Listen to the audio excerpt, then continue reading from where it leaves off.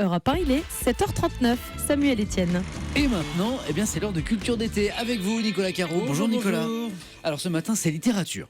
Cet été, vous allez nous conseiller de lire ou de relire certains classiques. Et on commence en beauté, j'ai envie de dire, avec Alice au Pays des Merveilles. De Lewis Carroll, oui, c'est le livre préféré d'Anissa. Le titre complet, c'est Les Aventures d'Alice au Pays des Merveilles. Il a été publié en 1865. C'est en fait une histoire que Lewis Carroll a écrite pour une petite fille, Alice Liddell, et qui donc a donné son nom à l'héroïne. Dans l'histoire, Alice s'ennuie ferme. Il fait chaud, elle est dehors sur la pelouse avec sa sœur qui, elle, est occupée à lire.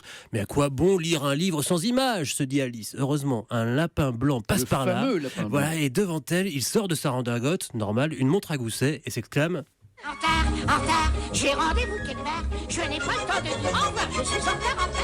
Ça, c'est le dessin animé, ça. Exactement, mais c'est pareil dans le livre. Ah bon? Alice est intriguée, elle court après, il rentre dans son terrier, elle le suit, sans se demander d'ailleurs comment elle ressortira, mais peu importe. Au début, le terrier est bien droit, mais d'un seul coup, flatch, il se transforme en puits et Alice tombe à pic. La chute est vertigineuse, elle chute pendant des kilomètres, mais tout à coup, pouf, elle tombe sur un tas de feuilles sèches et s'en sort sans le moindre mal. Anissa, il raconte bien, Nicolas Caro, quand même. Très bien. Et c'est là, Nicolas, que les aventures commencent. Et oui, elle boit d'abord une potion qui la fait rapetisser, puis elle grandit démesurément, puisqu'au Pays des Merveilles, plus rien n'est logique, tout peut arriver. Elle va y rencontrer des personnages incroyables, comme le chapelier fou, toujours en train de boire son thé, ou la méchante dame de cœur, et tout le jeu de cartes d'ailleurs, le roi, le valet, etc.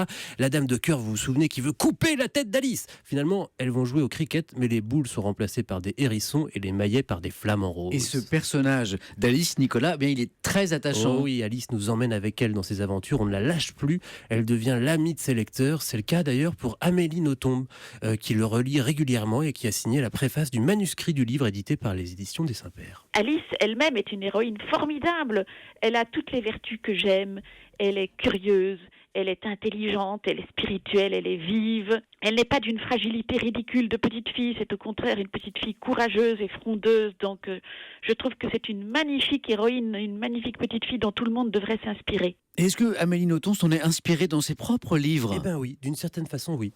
Je n'ai pas du tout la prétention d'écrire aussi extraordinairement subtilement que Lewis Carroll, mais je pense quand même que malgré tout j'ai attrapé quelque chose de cette lecture, c'est-à-dire que on ne peut pas écrire de façon lénifiante quand on a beaucoup lu Alice au Pays des Merveilles. C'est aussi un livre plein de rythme, plein de tonus, où on ne s'appesantit jamais.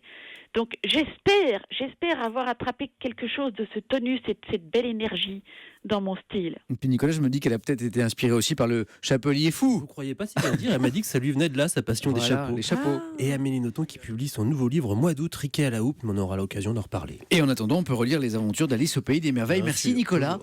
À demain dans Culture d'été.